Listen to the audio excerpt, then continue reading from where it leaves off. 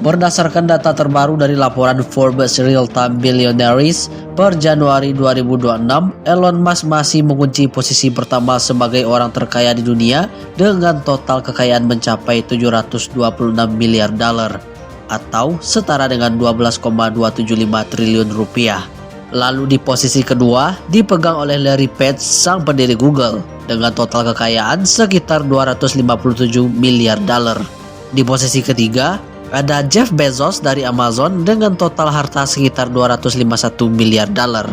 Peringkat keempat ditempati oleh Sergey Brin yang juga pendiri Google dengan kekayaan sekitar 249 miliar dolar. Dan melengkapi 5 besar ada Larry Ellison, bos Oracle dengan kekayaan sekitar 240 miliar dolar.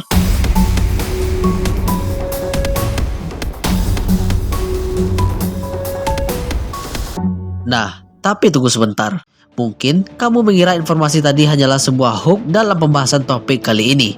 Tapi ini lebih dari sekedar itu. Coba kamu perhatikan, ada satu kesamaan dari 5 orang terkaya yang baru saja kita bahas tadi. Semuanya datang dari satu industri yang sama, yaitu teknologi. Mengapa ini bisa terjadi? Kemana perginya raja minyak?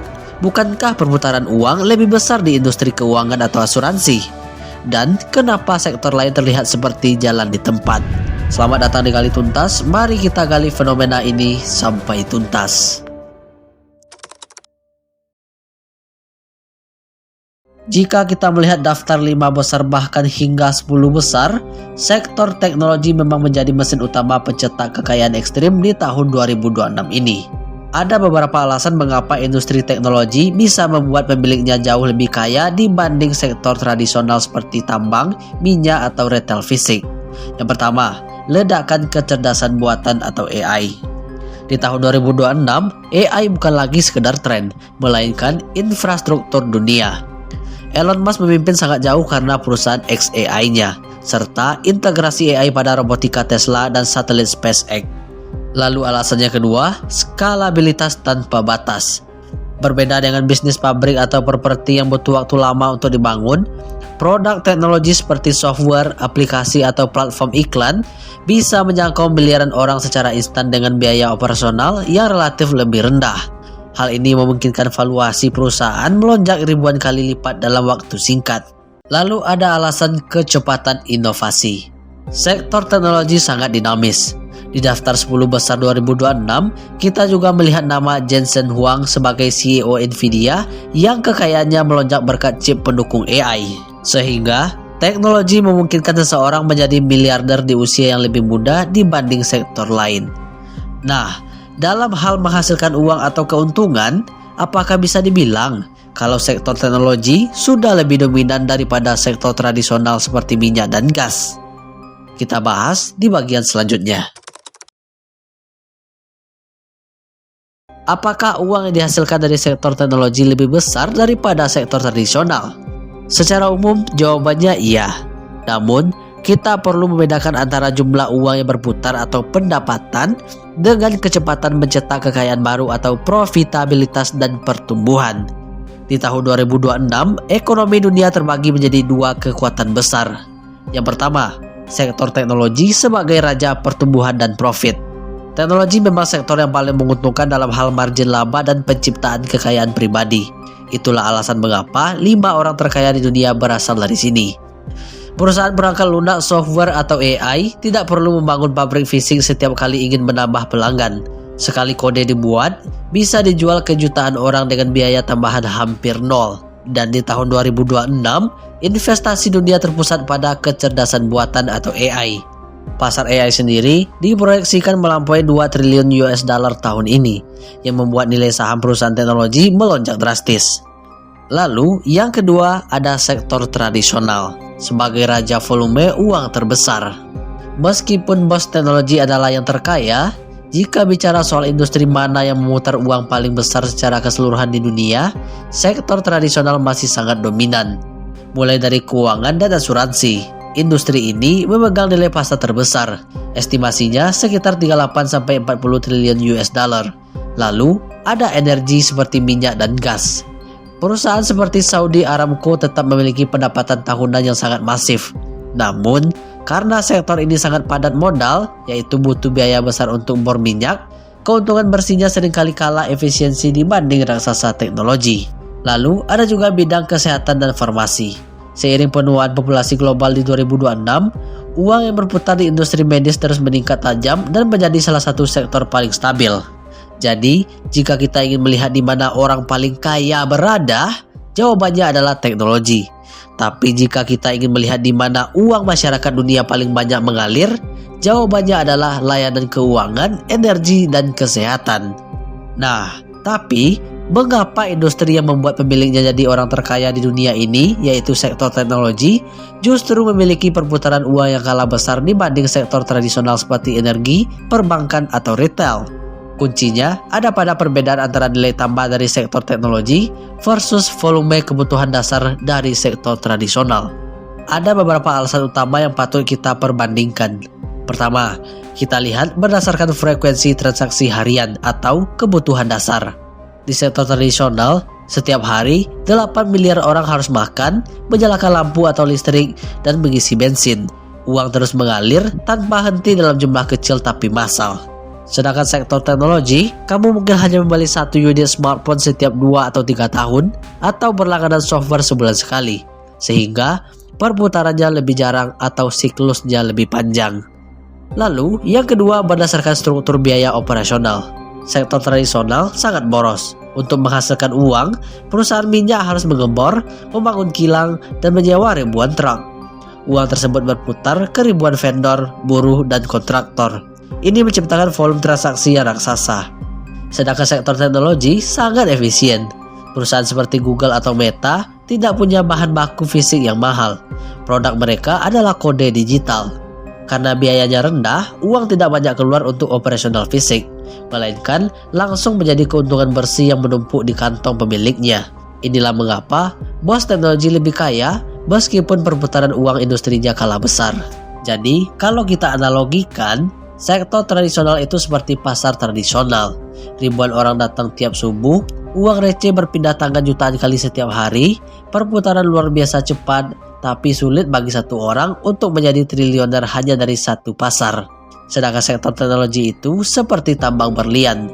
Transaksinya jarang, yang datang sedikit orang, tapi sekali ada berlian terjual, harganya selangit dan keuntungannya langsung masuk ke satu pemilik tambang. Nah, berdasarkan perbandingan kedua sektor tadi, kita bisa lihat kalau ada kelebihan dari masing-masing sektor.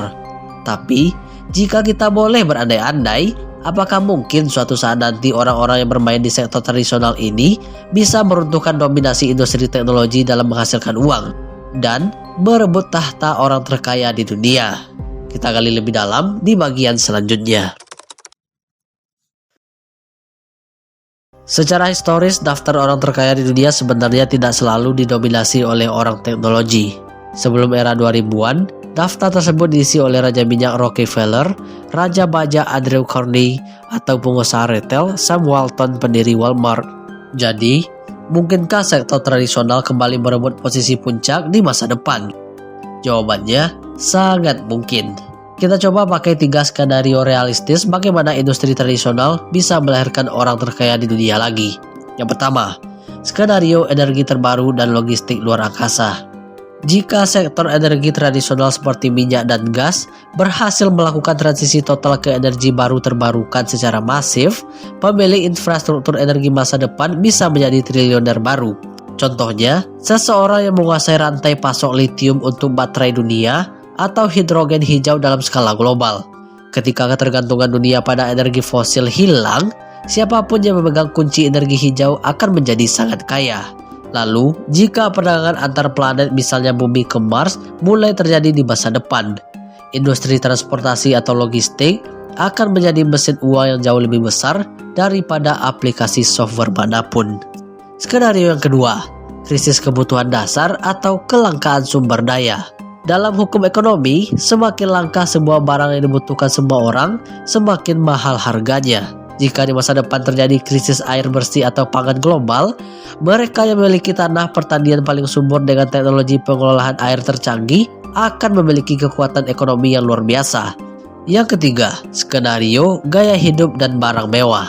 Jangan lupakan di masa lalu Bernard Arnault sempat menyalip Elon Musk atau Jeff Bezos di posisi nomor 1 atau 2. Industri barang mewah adalah industri tradisional, seperti manufaktur dan retail.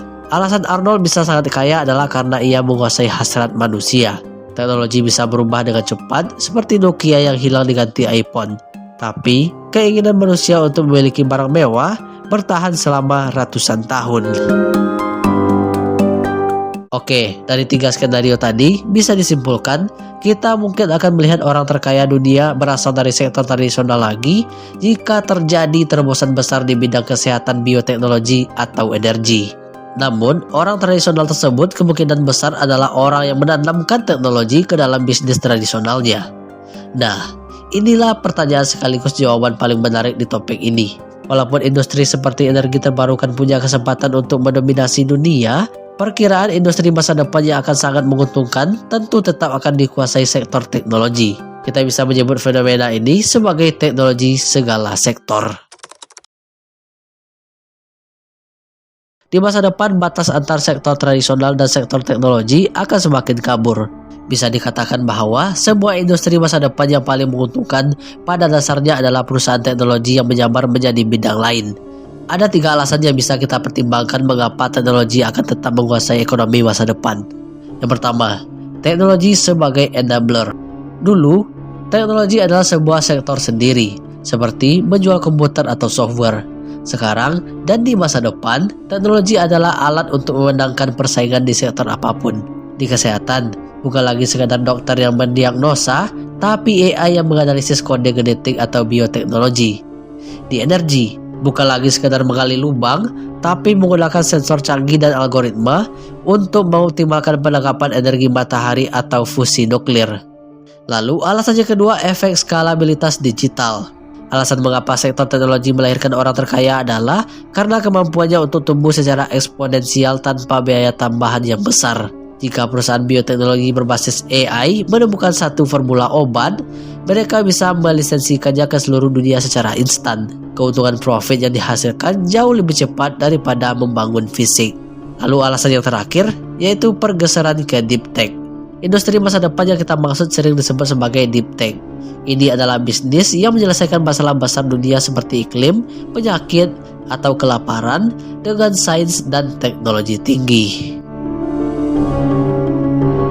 Jadi bisa kita prediksi kalau orang terkaya di dunia setelah Elon Musk mungkin adalah seseorang yang berhasil menemukan cara murah untuk fusi nuklir atau seseorang yang berhasil memperlambat penuaan manusia secara medis. Keduanya adalah industri tradisional, energi, dan kesehatan, tapi digerakkan 100% oleh teknologi. Dunia masa depan tidak akan membedakan perusahaan teknologi dan perusahaan non-teknologi. Hanya akan ada 2 jenis perusahaan. Perusahaan teknologi yang memimpin pasar atau perusahaan yang gulung tikar karena gagal beradaptasi.